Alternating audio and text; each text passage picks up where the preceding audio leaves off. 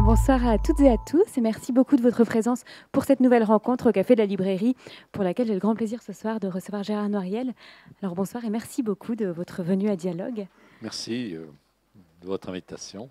Alors avant tout, quelques mots pour vous présenter. Vous êtes historien du monde ouvrier, de l'immigration et de la question nationale en France et vous êtes l'un des fondateurs du mouvement de la socio-histoire dont vous nous direz peut-être quelques mots au cours de cette rencontre.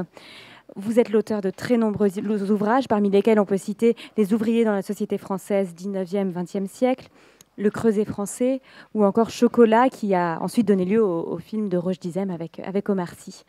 Vous êtes également directeur d'études à l'École des hautes études en sciences sociales et président du comité de vigilance sur les usages de l'histoire. Je ne suis plus. J'ai Pardon. transmis à des plus jeunes. Ah, pardon. Mais c'est vous qui l'avez créé, oui. ce comité.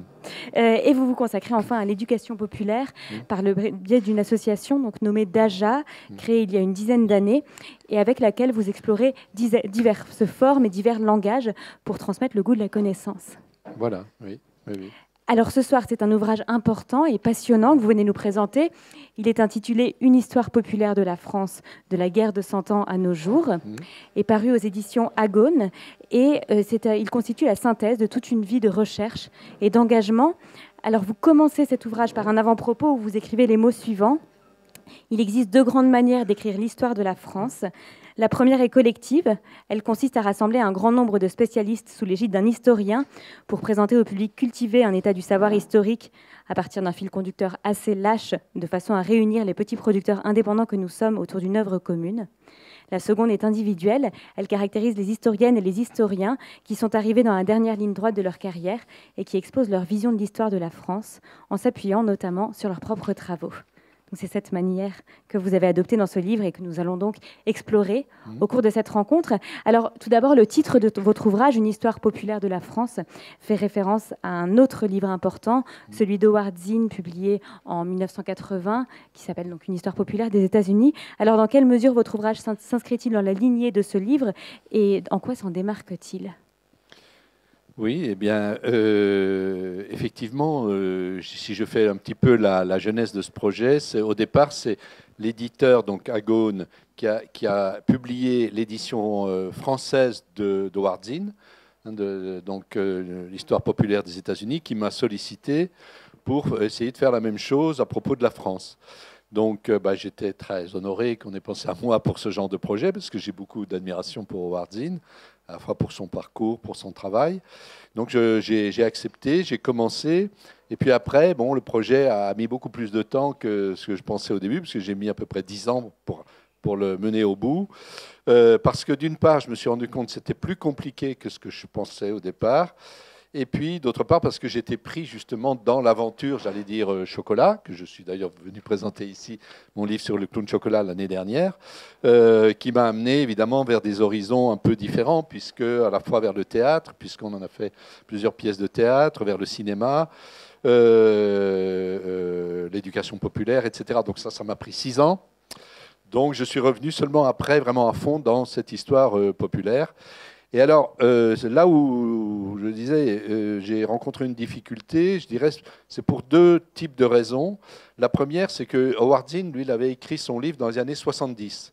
Et les années 70, c'était quand même une époque, j'allais dire, assez heureuse pour les intellectuels engagés, pour les chercheurs engagés, parce que moi j'étais étudiant à cette époque-là, je m'en souviens bien, c'était quand même une période où il y avait ce qu'on appelait la convergence des luttes. Moi j'étais militant, enfin étudiant à l'UNEF à l'époque, bien pour nous ça allait de soi que combattre contre les inégalités sociales, c'était aussi combattre contre les discriminations sexistes, contre le racisme, etc. Il y avait vraiment des mouvements convergents. Alors que, et puis on avait l'espoir, un espoir. On était encore dans la mouvance de 68, de mai 68.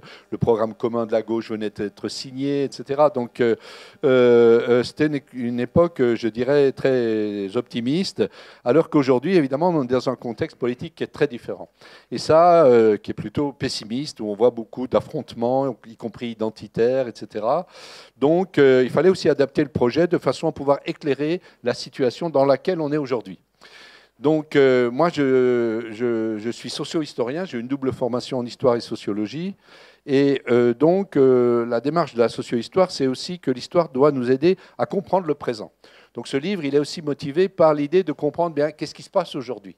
Qu'est-ce qui a changé, dans quel contexte on est, etc. Donc ça a été, je dirais aussi, une motivation particulière. Et ça tranchait, je dirais aussi, par rapport à la problématique d'Howard Zinn, parce que Howard Zinn dit, bah oui, je vais vous raconter une histoire que personne n'a jamais racontée. Et donc c'est une histoire aussi qui accorde dont les héros sont justement les victimes de l'histoire américaine, depuis les Amérindiens, etc. etc. Donc c'est une histoire, je dirais, des dominés. Et moi, je me suis dit que 30 ans après, ça aurait été quand même un peu malhonnête à l'égard des lecteurs de dire je vais vous raconter une histoire qui n'a jamais été racontée. Parce que justement, depuis 30 ans, grâce à Howard Zinn, grâce aux historiennes et aux historiens de la nouvelle génération, eh bien, beaucoup de ces pans oubliés de l'histoire ont été étudiés. Donc, je dirais que l'originalité de ce que j'ai voulu faire tient surtout au fait que moi, je définis le populaire comme une relation de pouvoir. Je dirais, je travaille plus sur la domination que sur les dominés. Hein. Donc, ce qui me permet de répondre à des questions que Howard Zinn n'avait pas vraiment franchement abordées. C'est-à-dire que même l'identité des classes dominées, des classes populaires, si vous voulez, elle est en partie construite par le regard que les dominants portent sur eux. Il y a une sorte de dialectique dans les regards, vous voyez, dans le jeu, ça a été étudié par des sociologues comme Pierre Bourdieu, que j'ai bien connu, avec qui j'ai travaillé au début de ma carrière. Et donc c'est cette dialectique que j'ai voulu mettre en lumière, montrer comment l'histoire se construisait aussi à travers ces luttes qui sont économiques. Là, moi, je me réfère beaucoup à Marx dans ce livre, mais qui sont aussi culturelles, symboliques, etc., et qui mettent en jeu de nombreux acteurs. Donc je le dis, l'histoire populaire, pour moi, ce n'est pas uniquement une histoire des classes populaires. C'est beaucoup plus complexe. C'est pour ça que ça m'a amené aussi à accorder de l'importance, ce qui s'était passé parmi les élites, au sein des classes dominantes, les relations entre nobles et bourgeois, si vous voulez, et puis après, donc au sein des différents milieux, et aussi de parler des contradictions au sein des classes populaires elles-mêmes. Donc ça rend complexe, beaucoup plus complexe, je dirais, le projet. Et du coup, ça m'a amené aussi à sacrifier beaucoup de choses. Et ça, c'est peut-être la frustration principale que j'ai eue. À chaque fois, j'aurais voulu m'étendre, entrer plus dans les descriptions, accorder plus d'importance à des choses qui sont extrêmement émouvantes, touchantes, etc. Et non, je devais me restreindre, puisque le livre fait quand même 800 pages. Donc, autrement, il aurait fallu que j'écrive une encyclopédie, quoi. Alors, je tourne beaucoup aujourd'hui, justement, pour présenter ce livre. Et à chaque fois, évidemment, les gens de la ville où je suis me disent « Ah oui, mais là, vous n'avez pas parlé de ça. » Oui, c'est un peu la rançon d'un ouvrage de ce type-là. Donc c'est plus pour moi une perspective globale, une problématique qui peut après être appropriée par les lecteurs ou par les historiens, dans la communauté très vaste des historiens, pour leur propre recherche. C'est ça, je crois beaucoup à ça aussi. C'est un outil de travail aussi, plutôt qu'une somme qui voudrait prétendre raconter toute l'histoire de France. Non, ça, c'est pas possible. Il y a toujours des biais, il y a toujours des points d'ancrage. Et des fils rouges. Alors oui, un outil de travail pour les historiens, c'est aussi un livre qui peut être lu par tous. C'est aussi l'autre sens du terme populaire du titre. C'est que vous avez vraiment cette volonté de rendre la lecture possible pour le plus large public de ce livre. Alors qu'est-ce que ça entraîne comme enjeu en termes d'écriture? Oui, alors ça c'est un point important. Moi j'ai toujours eu ce souci aussi d'essayer de parler à des publics qui soient plus larges que les historiens professionnels. Hein. Donc c'est aussi le sens du mot populaire. Populaire, ça veut aussi dire travailler, s'adresser à un public plus vaste. Il ne faut pas non plus se leurrer. Hein. Comparé à certains journalistes qui se disent historiens, je ne citerai personne ici, qui ressassent tous les lieux communs, etc., toute la haine qui peut exister dans ce pays, les chiffres de vente sont très différents. Bon, donc il y a forcément un enjeu. À partir du moment où on fait un travail aussi où il y a de l'analyse critique, on sait très bien que on va se heurter à certaines limites, mais malgré tout, voilà, ça veut dire quelque chose de parler à un public plus vaste que les amateurs d'histoire ou que les spécialistes. Nous prendre juste un exemple, parce que ça touche aussi la question de l'écriture. Moi, j'ai opté donc pour un récit, donc je raconte des choses parfois très compliquées, j'essaye de le dire toujours de manière très simple, et il y a un fil conducteur, donc j'y reviendrai peut-être tout à l'heure, j'ai déjà un peu commencé à en parler, et aussi il y a des enjeux, parce que vous savez qu'un historien professionnel, la déontologie du métier, c'est quand vous affirmez quelque chose, il faut toujours que vous donniez au lecteur la possibilité de vérifier ce que vous avez raconté. Hein, et ça, c'est la note de bas de page. C'est le principe de la note de bas de page. Bon, là, j'en ai pas mis. Bon, j'ai pris le parti, comme Zine l'avait fait d'ailleurs, de ne pas donner de note de bas de page.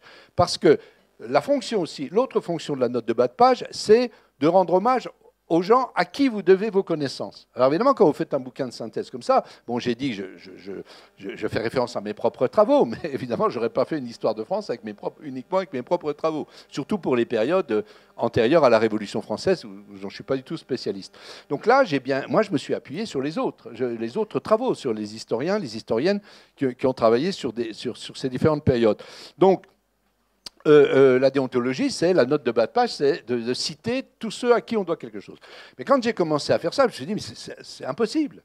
Le nombre de références, si vous voulez, que j'ai utilisées en 10 ans est tellement énorme que ça aurait, là encore, fait un bouquin de 2000 pages avec 1000 pages de notes de bas de page. Donc, plutôt que d'être injuste de citer certains, pas d'autres, j'ai pris le parti de ne pas mettre de notes de bas de page et de faire une bibliographie relativement conséquente, mais pas non plus exhaustive, parce que là, ça va amener. Donc, je le dis d'ailleurs dans l'introduction, j'ai le sentiment d'une certaine frustration, parce que je sais ce que c'est aussi de ne pas être cité quand on est historien sur des choses sur lesquelles on a travaillé. Ça n'a jamais plaisir, parce que c'est quand même la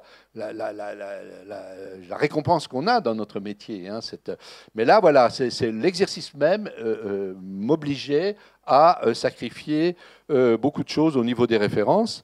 Et puis aussi, un autre point, si je pensais que l'idée de m'adresser à un public plus large que les spécialistes m'obligeait aussi à éviter une des formes de l'entre-soi, c'est tout ce qui est implicite. Quand on s'adresse à d'autres historiens, on se dit, ils connaissent tous la généalogie, les rois de France, ce n'est pas la peine que je leur dise, puisque c'est connu. Quand vous adressez à un public plus vaste, il faut aussi vous dire que les gens ne connaissent pas forcément cette trame historique. Donc il faut aussi leur donner, pour qu'ils aient des repères. Donc ça prend de la place dans les pages, etc. Donc voilà, c'est aussi des choses que j'ai tenu à mettre dans le livre, même si je savais que certains spécialistes allaient me dire, mais c'est évident, tout le monde le sait, etc. Non, c'est pas vrai, tout le monde ne le sait pas. Dans ce tout le monde-là, il faut voir aussi qu'il y a une forme d'ethnocentrisme, j'allais dire propre aux historiens, qui consiste à croire que le monde entier se confond avec une salle de classe ou une salle de séminaire. Non, ce n'est pas vrai. Il faut aussi faire un travail pédagogique à ce niveau-là. Donc je l'ai fait pour donner un certain nombre de repères, et du coup, c'est au détriment parfois d'analyses qui sont moins poussées que ce que j'aurais pu faire. Alors, ce qui est passionnant dans le parti que vous avez pris, donc de vous intéresser non à l'histoire des dominés, mais aux relations de domination, aux relations de pouvoir qui existent, c'est qu'on se rend compte que c'est l'histoire des dominés et l'histoire des dominants, elles sont inextricablement liées, que les combats des dominés, enfin les luttes n'ont jamais été vaines, même s'ils étaient vaincus, les luttes ont toujours laissé leurs traces dans l'histoire, qu'en même temps les dominés ont toujours dû utiliser le langage des dominants pour nommer leur lutte. Cette question du langage, elle est très intéressante, elle est très importante dans ce livre. On se rend compte qu'elle est présente à chaque période de l'histoire. Il y a des mots très importants comme la nationalité, comme la citoyenneté, qui ont des définitions différentes en fonction des époques, en fonction des milieux, des idéologies, des identifications. Comment est-ce qu'on fait face à cette difficulté du langage lorsqu'on entreprend un tel projet où il est question il s'agit d'analyser, il s'agit de déconstruire aussi? Oui, ça c'est sûr que c'est un des enjeux du livre. Ce que je veux dire d'abord, c'est que quand je parle de relations de pouvoir, pour moi, ce n'est pas dénonciateur, ce n'est pas une accusation. Je suis progressivement, au cours du temps, j'ai évolué là-dessus. Je pense que nos sociétés, toutes les sociétés humaines, sont construites sur des relations de pouvoir. Mais que les relations de pouvoir peuvent aboutir à de la domination ou à de la solidarité. Hein. Alors là, je le dois beaucoup aux sociologues, notamment Max Weber, les pères fondateurs de la sociologie. Par exemple, Max Weber disait que les relations entre parents et enfants dans une famille, c'est aussi des relations de pouvoir. Quand tes parents disent aux enfants « mange ta soupe », par exemple, c'est une relation de pouvoir. Mais c'est une relation de pouvoir qui va aboutir, qu'il y ait aussi de la solidarité, parce que c'est comme ça qu'on construit à partir des enfants, des adultes autonomes, etc., etc. Donc ça, je pense que c'est très important, et donc j'ai construit aussi ce livre en essayant d'analyser les deux aspects. Donc chaque fois que je mets en scène, je dirais, des relations, que ce soit pour l'époque, même le XVIIe siècle déjà, ou même avant, quand je parle des guerres de religion, par exemple, eh bien, j'essaye de montrer cette dialectique-là. C'est-à-dire que voilà, dans ces relations de pouvoir se construit à chaque fois cette dimension contradictoire de la domination d'un côté, mais aussi de la solidarité.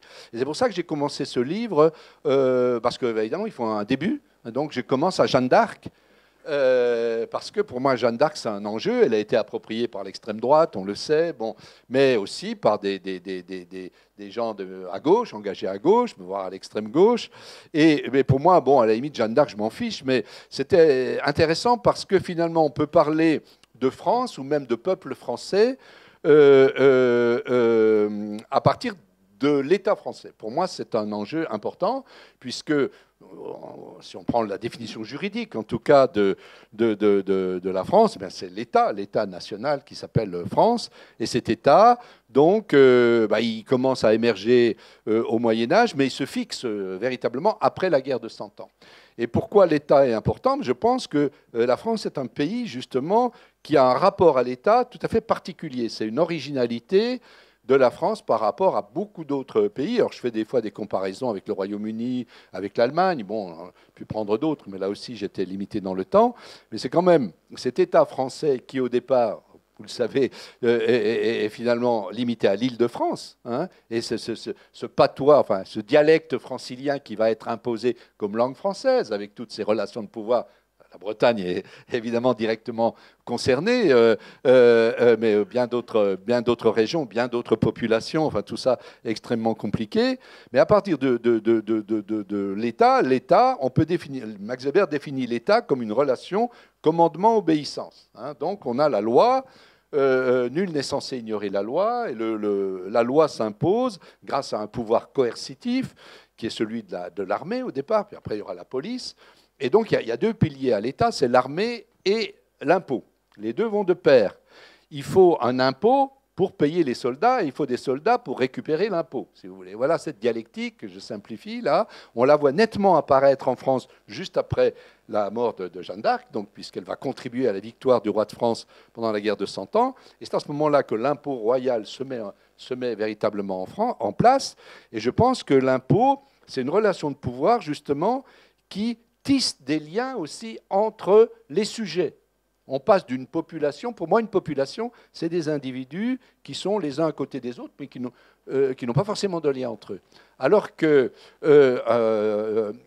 peuple, ce sont des individus qui sont liés entre eux. Donc je me suis beaucoup interrogé sur cette question du lien. Qu'est-ce que c'est que ce lien?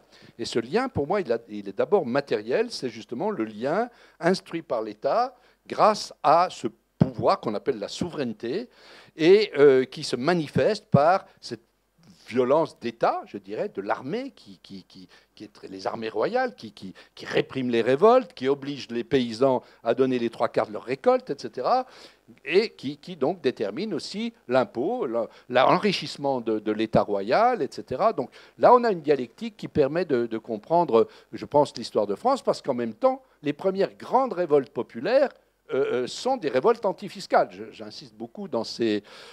ici, y compris aussi en Bretagne, hein, la révolte qu'on appelle du papier timbré, par exemple. C'est Colbert qui veut imposer cette taxe nouvelle du papier timbré, etc., et qui génère une très grande révolte populaire ici en Bretagne. On voit bien que voilà, le lien avec la révolte contre l'impôt, la question de l'impôt, elle est tout à fait importante. Donc je suis aussi... Alors il y a des... Comme je ne pouvais pas parler de tout, je prends des thèmes qui ont aussi un rapport avec notre actualité. Parce que le livre se termine, on en reviendra peut-être tout à l'heure, sur la France d'aujourd'hui. Et je pense qu'aujourd'hui, on est à un tournant dans la conception même de l'État.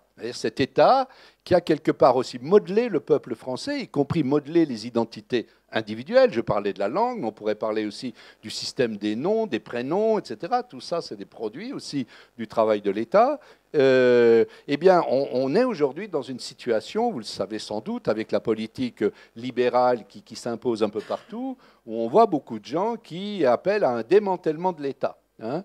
Donc, on est dans une situation voilà, où il fallait rappeler d'où vient cet État, comment les enjeux contradictoires qu'il a générés pour pouvoir comprendre justement la situation actuelle. Donc c'est dans cette perspective-là que j'analyse voilà, les grands moments, aussi dans le rapport à l'impôt. Aujourd'hui, c'est encore complètement fondamental, la question de l'impôt. On voit bien avec l'évasion fiscale, avec des tas de choses qui contribuent justement à notre histoire contemporaine. Et puis, vous en parliez tout à l'heure, j'insiste aussi beaucoup sur la question de la citoyenneté, par exemple. Parce que quand je dis que le peuple français apparaît, je dirais, donc au XVe siècle, c'est un peuple, à l'époque, qui est un peuple de sujets. Hein. Et progressivement, les luttes menées par ce peuple de sujets vont aboutir à la Révolution française et on va passer à un peuple de citoyens. Et à partir de la Révolution, on a donc un enjeu majeur qui est la citoyenneté. Et on a des luttes extrêmement intéressantes sur les enjeux, les définitions de la citoyenneté. Vous avez une définition bourgeoise de la citoyenneté qui apparaît en 1789, elle est fondée sur la délégation de pouvoir. Hein, c'est-à-dire que les élites disent « c'est nous qui sommes compétents, vous, le peuple, eh bien, allez, mettez un bout de papier dans une urne toutes les 5 ans, et puis on fera le job ». C'est ça la conception bourgeoise de la citoyenneté. Et cette conception, elle est contestée dès la Révolution, par exemple les sans-culottes en 1792, au nom d'une conception populaire qui est fondée sur la démocratie directe, l'action directe, c'est-à-dire on veut agir directement, on ne veut pas déléguer notre pouvoir ou notre intelligence, notre savoir à des gens qui vont parler pour nous. Et on voit tout au long de l'histoire ressurgir cette conception-là. Par exemple, la Révolution de 1848, c'est vraiment tout à fait évident, c'est très important, sous la Commune de Paris aussi, en 1870. Et puis après, le syndicalisme d'action directe, par exemple, dans le mouvement ouvrier, c'est aussi très important du point de vue de cette conception populaire de la citoyenneté. Et ça ressurgit en 1936, encore en 1968, et puis dans les luttes qui sont menées encore aujourd'hui. Vous avez encore beaucoup de gens aujourd'hui qui mènent des luttes au nom de cette conception de la citoyenneté comme action directe. Donc ça, c'est un enjeu majeur. Pourquoi? On y reviendra peut-être parce qu'aussi, aujourd'hui, on a des gens au pouvoir qui nient complètement cet aspect-là, qui considèrent qu'il n'y a que les ingénieurs, les technocrates, les CSP+, comme on dit, qui peuvent avoir le droit de participer à la vie politique du pays. Et on est dans une situation quand même aujourd'hui politique assez incroyable, puisque les ouvriers, par exemple, représentent encore 20% de la population active et il y en a 0 à l'Assemblée nationale. Si vous voulez, c'est quand même... voilà, il y en a beaucoup moins qu'à l'époque du Front populaire, alors qu'aujourd'hui, les ouvriers, les employés ont des niveaux scolaires beaucoup plus élevés qu'il y a 50 ans, 60 ans. Il y a donc un recul par rapport à ça. C'est toutes ces questions-là que je veux aussi aborder à travers ce livre. Oui, parce qu'on écrit véritablement depuis le présent, on écrit l'histoire depuis le présent. Oui. C'est ce que vous dites, c'est ce que vous affirmez dans l'ouvrage. Et c'est pour ça qu'il est particulièrement important, il est particulièrement important pour vous d'aborder la question de l'État, de mettre l'État au centre de ce livre, étant donné la situation actuelle. Il y a aussi beaucoup de questions sociales qui sont abordées dans ce livre. Vous parlez des résistances et des combats menés par le peuple. Vous écrivez à plusieurs reprises que seules les luttes collectives ont permis au peuple d'améliorer son sort. Et ces résistances collectives, aujourd'hui, elles semblent beaucoup plus difficiles à construire. Alors, comment est-ce qu'on peut l'expliquer et comment est-ce qu'on peut y remédier? Vous avez commencé à en parler un petit peu, mais si vous pouvez. Je pense aussi que, je le montre aussi à certains moments, qu'il y a des formes de résistance individuelle qui ont aussi des effets sociaux. Ce que je dis surtout, si vous voulez, c'est que les luttes populaires, même quand elles sont vaincues, aboutissent à des transformations de la société. Et ça me semble très important. Parce qu'on voit bien, là on voit bien quasiment à toutes les époques, que malgré tout les élites, même quand il y a une répression féroce, enfin on le voit à l'époque de Louis XIII, de Richelieu, où il y a vraiment là, ce qu'on appelle le tour de vis fiscal, enfin la répression est terrible. Moi j'ai découvert, je connaissais assez mal ces périodes-là, mais le nombre de victimes qui se comptent par dizaines, voire centaines de milliers, donc c'est vraiment atroce. Mais malgré tout, voilà, les élites en tiennent compte. Et on voit bien que, par exemple, quand Louis XIV arrive au pouvoir, eh bien, il va intégrer les résistances populaires qui se sont produites auparavant, donc à l'époque de Louis XIII et qui débouche sur la Fronde, ou Louis XIV qui était adolescent, bah, ça l'a traumatisé, hein, ça, parce que c'était très dangereux pour la famille royale. Eh bien, donc il en tient compte, et il y a une rationalisation des formes de domination, de contrôle étatique, qui feront que jusqu'à la fin du règne de Louis XIV, justement à partir de ce qui va se passer en Bretagne en 1685, puis après dans d'autres parties du royaume, eh bien, il y a une manière quand même de changer les modes de domination, de contrôle. Et à chaque période de l'histoire, on voit donc que les luttes populaires aboutissent à des transformations. Et finalement, donc, on voit par exemple, un autre exemple qui est encore plus flagrant, c'est 1848, la révolution de 1848. Les ouvriers donc de février 48 qui construisent des barricades, qui chassent Louis XVIII, ce sont grâce à eux que le suffrage, le droit de vote a été diffusé dans toutes les classes, uniquement pour les hommes jusqu'en 1945, mais quand même dans toutes les classes sociales. À partir de là, c'est un acquis irréversible, et pourtant ces ouvriers, eh bien, ils sont tous massacrés en juin 48. Hein. Donc c'est une défaite ouvrière, mais il y a une conquête quelque part qui a été obtenue à ce moment-là. Et ça, c'est important de le rappeler, parce qu'aujourd'hui, évidemment, vous le disiez, on est dans un contexte plutôt défavorable au niveau des luttes sociales, et malgré tout, il y a des luttes qui se mènent, il y a des victoires qui se remportent, il y a des transformations qui se font. Donc je ne voulais pas sombrer, même si quand on fait de l'histoire, on devient un peu pessimiste quand même, hein, quand on voit l'évolution, mais sombrer dans un pessimisme absolu. Je pense que voilà, les peuples font aussi l'histoire et qu'on n'est pas dans une période où il n'y aurait plus de perspectives. Mais ça se transforme. Et toute la difficulté, c'est comprendre justement les évolutions selon les époques. Mais avec une convergence des luttes aujourd'hui qui est... Oui. Qui est difficile à... Qui est plus difficile parce que, après, j'aborde après dans les derniers chapitres, évidemment, le mouvement ouvrier, c'est-à-dire la grande industrie, avec cette... Il y a plusieurs âges hein, dans l'histoire du mouvement ouvrier français. Il y a le mouvement des artisans, des petites entreprises, du syndicalisme de l'action directe, etc. Puis après, on passe au mouvement ouvrier de la grande industrie, avec les mineurs, les métallos, etc., dans les grandes usines, qui va marquer l'histoire populaire de la France, notamment en 1936, la résistance, en 1947-1948, etc. Et cette résistance populaire collective, eh bien, évidemment, elle va s'affaiblir à partir des années 70-80, notamment en raison pour moi, les années 1980, c'est un moment fondamental. Je suis sûr que les historiens du futur montreront qu'on est entré dans une nouvelle époque. Nous, on a du mal à la comprendre parce qu'on est dedans. Donc, on a le nez dans le guidon, là, on a du mal à comprendre ce qui se passe. Mais on voit bien toute une série de critères qu'on a vraiment basculé dans les années 80. Et l'un des critères majeurs, c'est évidemment le basculement dans le capitalisme financier, hein, avec le néolibéralisme, d'abord Margaret Thatcher au Royaume-Uni, ensuite Reagan aux États-Unis, et puis petit à petit, ça s'est diffusé. Et je montre qu'en France, c'est à partir de 83, donc c'est le Parti socialiste qui a adopté cette logique libérale. Et donc, ça a entraîné un transfert des industries de main-d'œuvre dans des pays à bas salaire. Donc, crise. Moi, je viens, vous savez, de Lorraine. J'ai participé aux grandes grèves de la sidérurgie à Longwy en 79-80. J'ai fait ma thèse là-dessus. Hein. Donc, j'ai vu vraiment la disparition d'une classe ouvrière, les ouvriers des hommes du fer, comme on disait, cette classe ouvrière donc, qui était très, très homogène, très, très concentrée, qui avait une capacité de résistance très forte. Elle a disparu en quelques années. Elle existe encore aujourd'hui dans certains endroits, mais beaucoup affaiblie. Parce que là où elle n'a pas disparu complètement physiquement, je pense par exemple à Sochaux, Peugeot-Sochaux, étudié par Stéphane Beau notamment, vous aviez, il y a 20 ans, 30 ans, 40 000 ouvriers, et il n'y en a plus que 20 000, et dans ces 20 000, il n'y a plus qu'un petit noyau de permanents. Les autres, c'est des précaires qui tournent autour, et donc qui ont des statuts extrêmement fragiles. Donc comment voulez-vous construire aussi de la lutte collective quand vous avez un salariat aussi affaibli ? Donc ça fait qu'aujourd'hui, les luttes collectives et la convergence des luttes, comme on dit, est beaucoup plus difficile. Un autre point sur lequel j'insiste dans le livre, c'est quand même aussi la marginalisation dans l'espace public des identités sociales au profit des identités ethniques, voire raciales, l'origine des gens.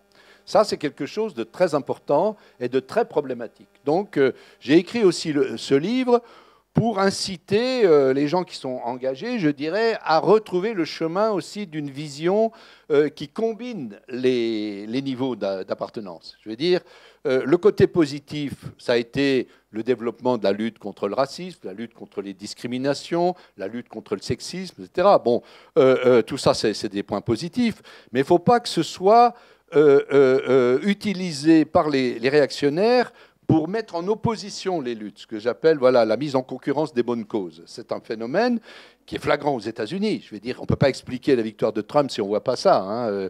La division entre les ouvriers blancs, les ouvriers noirs, etc., c'est flagrant. Et en France, il y a des tendances aussi comme ça qui se sont développées depuis les années 80. Donc j'analyse aussi ces questions-là. Je n'apporte pas de réponse, mais je dis qu'il faut prendre aujourd'hui à bras-le-corps ces questions si on veut retrouver le chemin de la convergence des luttes. Finalement, c'est la fonction civique de l'histoire aussi d'alerter et de pouvoir analyser le présent pour...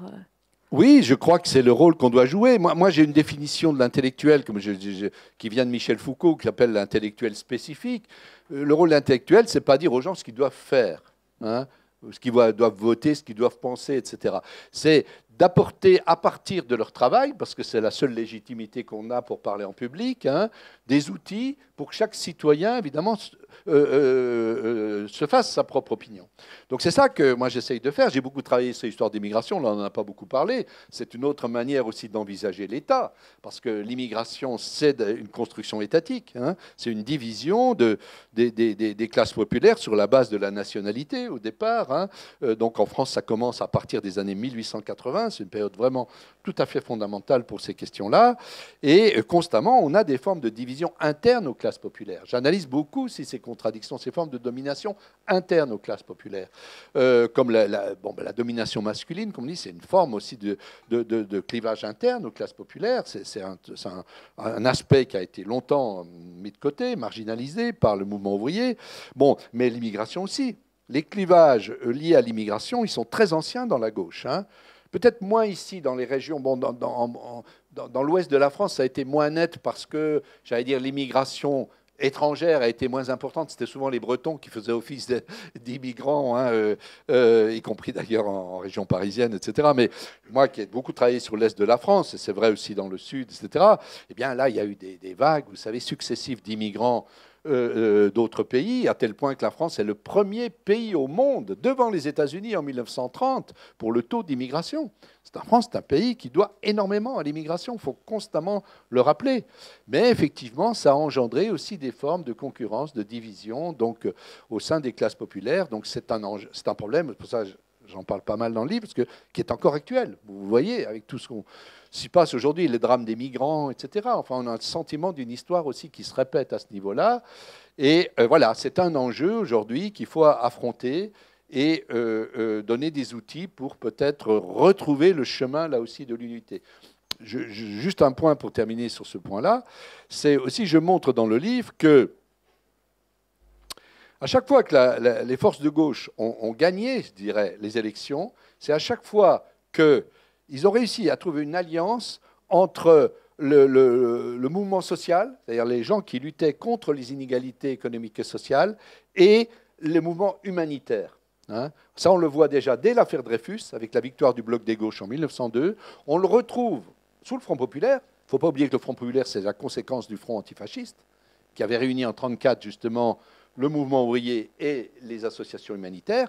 Et en 81, la victoire de Mitterrand en 81, c'est aussi l'alliance entre les forces sociales et les forces humanitaires. Donc aujourd'hui, il faut aussi réfléchir dans cette perspective-là pour retrouver, je dirais, une unité qui permette de lutter contre les inégalités sociales, parce que, vous le savez, malheureusement, elles s'accroissent, elles se sont considérablement accrues depuis 15-20 ans. Alors, voilà. Ce soir, le temps nous est un petit peu compté, puisque Gérard Noyel a un train juste après la rencontre. Donc, je vous propose de passer dès maintenant aux questions du public. Je ne sais pas s'il y a des questions. Je vais faire passer le micro.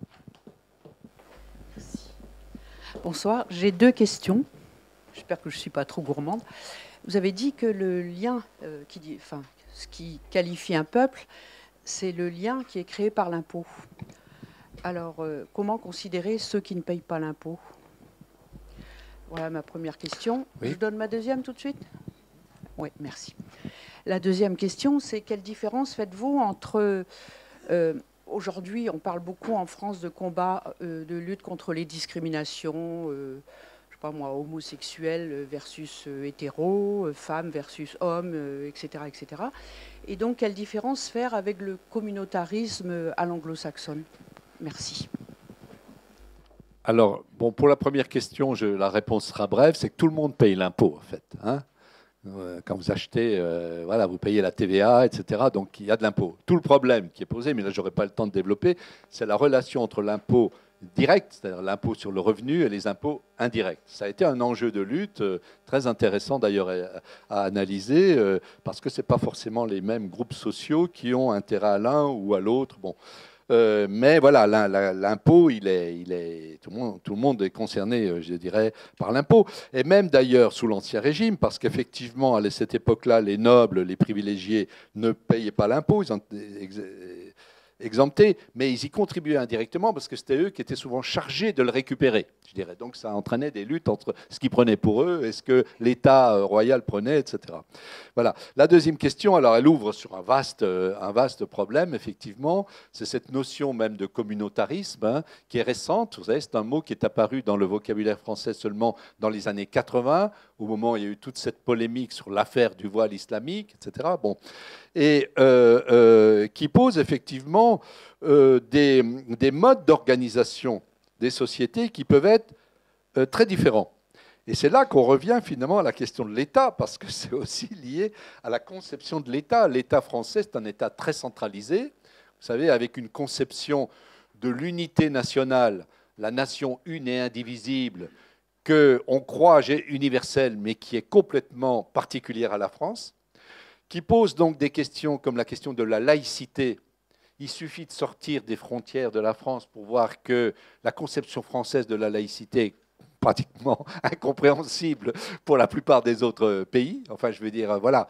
Donc, évidemment, moi, en tant qu'historien, je ne me prononce pas. Je ne dis pas ce système est mieux que l'autre ou moins bien, etc. Ça, c'est les politiques, c'est les gens engagés dans la vie politique. En tant qu'historien ou sociologue, ce qu'il faut, c'est caractériser les systèmes, voir comment ça fonctionne dans différents pays, et puis après, c'est aux gens de se déterminer, de faire leur choix, etc.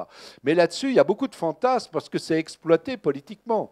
Si vous voulez, vous avez eu dans ce qu'on appelle l'islamophobie, ou dans la stigmatisation des immigrants de confession musulmane, toute une série de confusions qui ont été établies entre une forme d'organisation qu'on pourrait dire communautaire, qui a toujours existé. Je l'ai montré dans mes livres. Je dirais qu'à chaque fois que des groupes d'immigrants sont arrivés en France, leur premier réflexe a été de se retrouver entre eux. Hein. Donc, ce reproche, il était déjà fait pour les Italiens à la fin du XIXe siècle. Hein. On reprochait aux Italiens de former une nation dans la nation. Donc, ou pour les Juifs, par exemple, il y a eu beaucoup de... L'antisémitisme a été nourri beaucoup en disant « Regardez, ces Juifs-là, leur religion leur interdit de se fondre dans la société française parce qu'ils détestent les chrétiens. Hein, parce que voilà, donc il y a tout ce discours-là antisémite, on peut le retrouver aujourd'hui dans des formes de dénonciation de l'islam, etc. Mais il n'empêche aussi, effectivement, qu'il y a une petite minorité qui utilise la religion musulmane. Bon, on a vu, tout le monde connaît ça, sur le terrorisme, etc. Donc il y a une politisation, mais qui ne concerne qu'une infime minorité des gens, et qui n'est pas du tout significative d'un type d'organisation sociale. Donc c'est pour ça que le terme de communautarisme, moi je m'en méfie, parce que voilà, il sert souvent à discriminer des gens. Et ce qui se produit, c'est que dans les périodes de crise, effectivement, c'est le cas aujourd'hui, des gens qui sont un peu laissés à l'abandon, qui n'ont plus de soutien parce qu'il y a une crise du mouvement ouvrier, des associations, etc., vont avoir tendance à se replier sur la religion. C'est ce qui se passe aujourd'hui dans une partie des banlieues les plus déshéritées, etc. Mais pour moi, c'est un problème social. Si on ne règle pas le problème social, évidemment, on ouvre la porte aux utilisations qui peuvent être faites par des groupes extrémistes.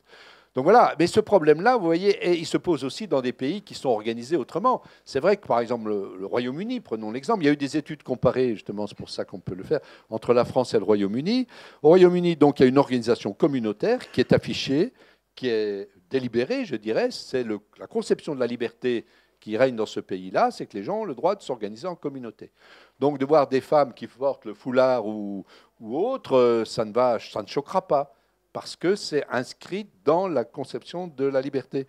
Et donc les Américains, les Britanniques vont considérer que les Français portent atteinte aux libertés quand ils interdisent le voile, etc. Parce que voilà. Mais ça n'empêche pas qu'eux aussi sont confrontés au même phénomène à la fois de racisme d'un côté ou d'intégrisme de l'autre. Donc les organisations, les types d'organisations politiques ou les conceptions différentes de la liberté individuelle ou de la laïcité, à mon avis, ne jouent pas un rôle fondamental dans ces questions-là. Donc on peut concevoir que des démocraties puissent se développer de manière différente. Mais il n'y a pas un modèle qui devrait être imposé aux autres. Et c'est ça le problème, c'est qu'aujourd'hui, on a quand même une vision, souvent avec la domination américaine quand même qui existe dans le monde, où on voudrait nous imposer un modèle américain. Moi, je suis en désaccord avec certains de mes collègues, je ne citerai pas de nom, parce que là, ça nous emmènerait sur un autre débat, mais qui peuvent être sociologues, etc., sur ces questions-là. Oui, il y a un débat aussi qui traverse aujourd'hui les sciences sociales sur ces questions-là.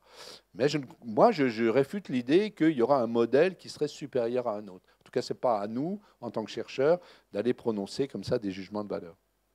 Est-ce qu'il y a une autre question ?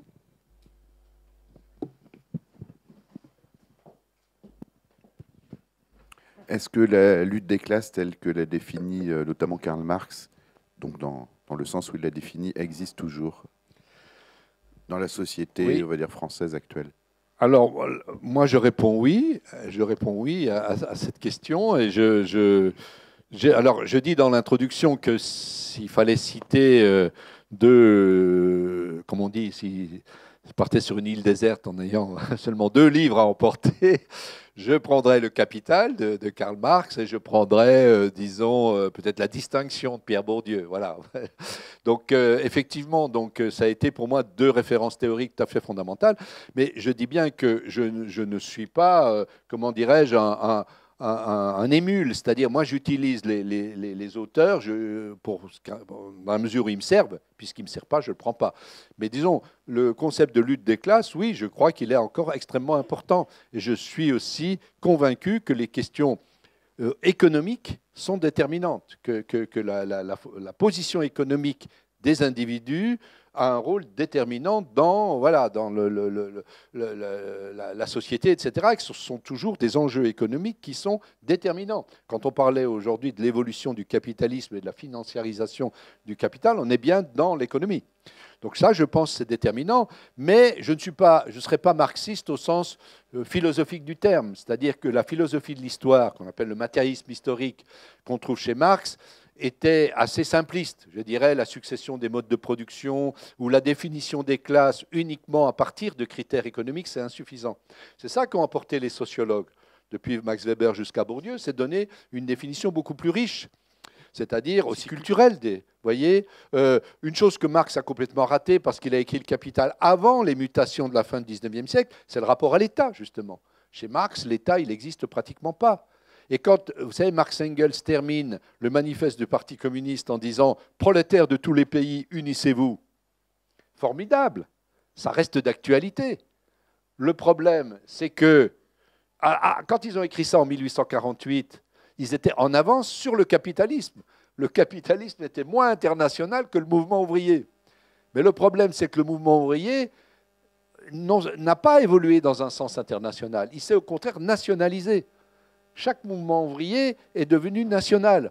Et ça a abouti à la catastrophe de la Première Guerre mondiale. L'Union sacrée, où Jaurès l'a payé de sa vie.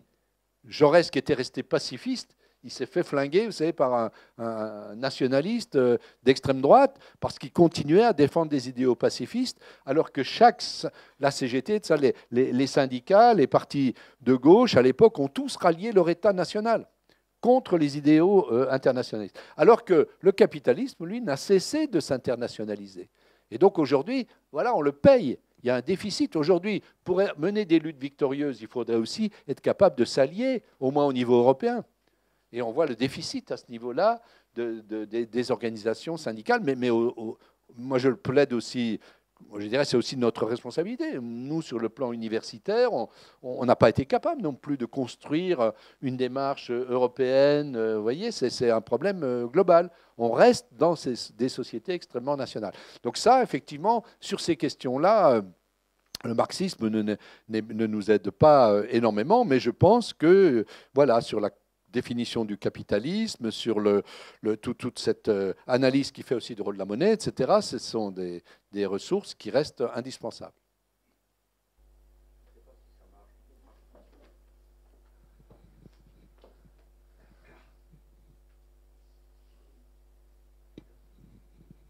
Oui.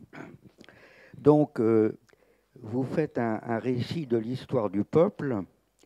Alors, ce que je veux vous demander, est-ce que votre analyse vous donne certains éléments pour comprendre la montée actuelle et bien constatable, la montée actuelle et bien constatable des populismes en politique? Oui, alors là, c'est évidemment une question extrêmement importante, hein, puisqu'on est confronté à cette question-là. Alors, on parlait tout à l'heure des enjeux du langage. Hein. Donc le terme populisme, je me méfie un peu, si vous voulez, parce que le terme, vous savez, pendant très longtemps, le mot populisme, il avait un sens très positif en France. Vous aviez un prix populiste, par exemple, pour honorer les écrivains ouvriers, les écrivains sur ce qu'on appelle la littérature prolétarienne, les écrivains d'origine populaire, on leur donnait un prix, voilà, ça on appelait le prix populiste. Et depuis une vingtaine d'années, le terme populiste, il a viré complètement pour devenir quasiment un équivalent de nationalisme, d'extrême droite, etc.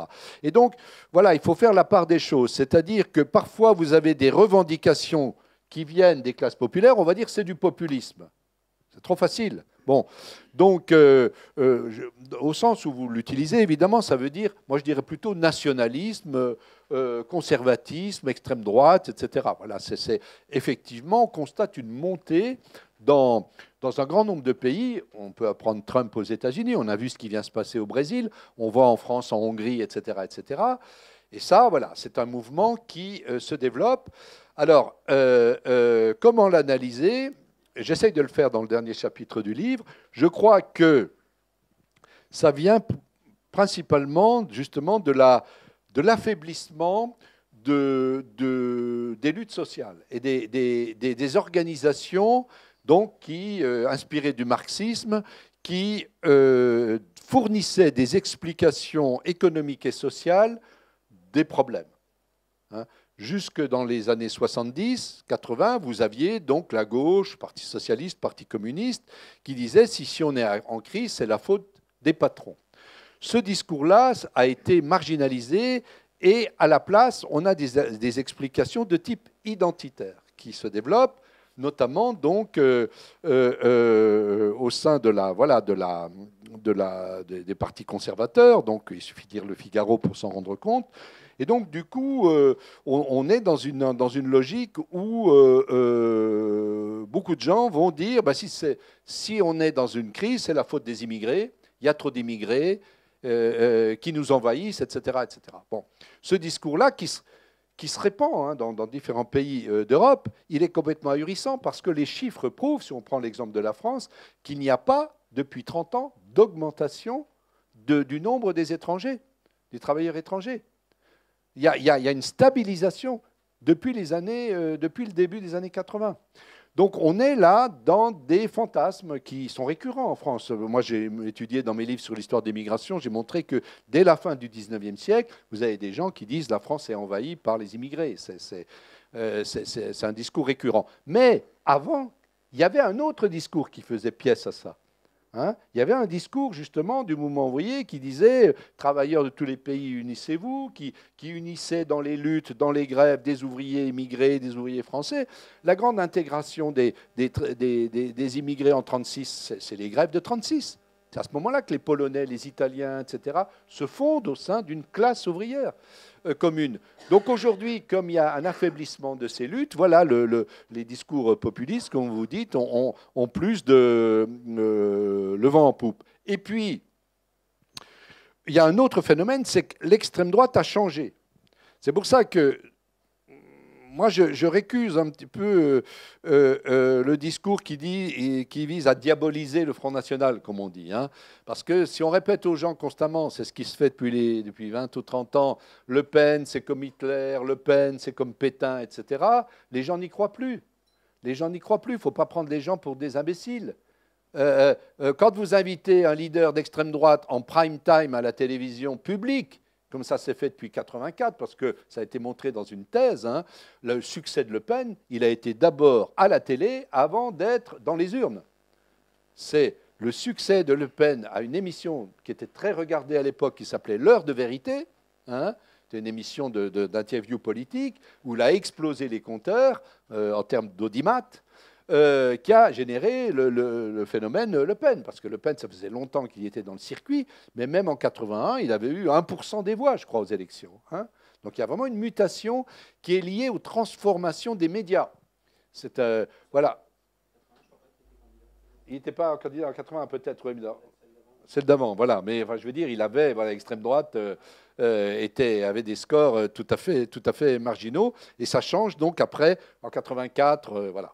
Donc à partir de ce moment-là, il y a un phénomène récurrent qui s'explique aussi donc par les transformations du champ médiatique, c'est-à-dire qu'il faut faire des scoops, il faut de l'infospectacle, il faut donc faire scandale pour être vu, pour être connu. Donc vous avez Zemmour aujourd'hui qui reprend cette technique-là. Il faut être même à la limite accusé par la justice. Hein. Donc Le Pen a inventé ça. Je pense que c'est lui qui a inventé ça. Et après, aujourd'hui, ça se généralise en Europe ou même ailleurs. Trump fait pareil. On dit une petite phrase, on dit que le début, hein, pour ne pas être condamné par les tribunaux. Et vous savez que les journalistes compléteront ce que vous avez dit. Donc vous êtes tranquille, voilà. Donc tous ces phénomènes-là, voyez, contribuent aussi à banaliser. Et on revient à la question du langage, parce que moi j'ai montré ça pour le massacre des Italiens à Aigues-Mortes en 1893. Dans les milieux populaires les plus démunis, hein, j'entends bien les plus démunis, ceux qui ont de moindres ressources aussi, qui sont les plus victimes du matraquage des chaînes continues, etc., eh bien, pour nommer leur souffrance, ils vont s'approprier le discours qui est le plus à leur portée, j'allais dire, voyez, le plus accessible. Et donc, très souvent, c'est dans ces milieux-là qu'on va avoir, voyez, une certaine audience pour les discours populistes. Donc moi, je dis attention, ne dénonçons pas les gens qui vont voter, par exemple, pour les partis populistes. Essayons de comprendre comment ça fonctionne, voyez. Donc ça, c'est un phénomène aussi qu'on constate. Il y a deux phénomènes qui expliquent la montée du vote, disons, d'extrême droite en France. C'est l'abstention. Le premier parti des classes populaires, c'est l'abstention. C'est-à-dire des gens ne croient plus du tout à la politique. C'est le grand problème aux États-Unis. Vous savez, la moitié des Américains, et surtout dans les classes populaires, ne vont plus voter. Donc on laisse la place aux autres. En France, c'est un phénomène qui se développe aussi. Donc, quand on voit quand même beaucoup dans les médias la stigmatisation des partis politiques, systématiquement, il faut gazer les hommes politiques ou les femmes politiques, etc., c'est dangereux. Il faut voir qu'historiquement, l'extrême droite a quand même aussi utilisé ce registre-là. Dans les années 30, par exemple, il fallait taper à Rose sur les élus, etc., et ça a amené finalement Pétain au pouvoir, hein, un homme fort, etc., etc. Donc ça, c'est une tendance qui est très développée. Donc l'abstention, le désintérêt total pour la politique. Et l'autre, c'est celui que je viens de dénommer, c'est-à-dire des gens qui sont dans la détresse, qui sont dans situation de déclassement, qui ont un ressentiment très fort à l'égard de la société. Ils vont aller vers des partis qui leur semblent extrêmes. Voilà, et ça va en ce moment aller dans ce sens-là. C'est pour ça qu'il faut rétablir aussi, voilà, un discours radical, mais de l'autre côté, qui soit radical dans la dénonciation du capitalisme, de l'extraordinaire inégalité de richesse, où on voit, je ne sais plus combien, là, où il y a 50 individus sur la planète qui ont la moitié des richesses de la planète, mais c'est inouï. Même à l'époque de Louis XIV, ce n'était pas à ce point-là. Enfin, je veux dire, on est dans un monde donc ça devrait soulever l'indignation. Ce que je vous disais tout à l'heure, c'est qu'on voit qu'aujourd'hui, si on prend donc ouvriers et employés, on arrive à peu près à 50% du corps électoral, et on n'a aucun ouvrier élu, on a à peine quelques employés. Qu'est-ce que c'est que cette société? Et on nous parle de démocratie? Comment voulez-vous que les gens continuent à y croire quand ils voient ça? Donc je veux dire, ça devrait être au centre d'un programme politique qui rassemblerait tout le monde, au lieu de se chamailler pour ah ben moi je suis pour les discriminations à l'égard de tel groupe, moi plutôt pour tel autre, etc. Faisons converger les choses pour que tout ça aille dans le même sens. Alors malheureusement, nous allons déjà arriver au terme de cette rencontre. Je tenais à vous remercier, Gérard Noiriel, pour ce livre passionnant, pour votre venue, pour cet éclairage sur notre présent également. Merci à vous. Et je soutiens les luttes ici populaires qui se mènent ici à Brest, puisque j'ai découvert qu'autour de la prison de Pontagnou, voilà, il y avait tout un travail. Et c'est aussi, je tiens, vous savez, moi je suis aussi très investi dans l'éducation populaire, et je crois aussi très important que les citoyens s'emparent de l'histoire. Il ne faut pas laisser le monopole aussi du patrimoine, de la mémoire à Stéphane Bern. Parce que là, si on n'a que ça comme ressource, on a l'impression que même la Révolution française n'a même pas existé. Il n'y a que des princesses, des rois, des reines, etc. Non, voilà. Donc ici, il y a des luttes pour réhabiliter aussi toute cette dimension populaire qui existe dans toutes les régions. Et c'est des enjeux très importants, y compris par rapport aux entrepreneurs, au capitalisme, etc. Donc je soutiens de tout cœur ce combat qui est mené ici. Voilà.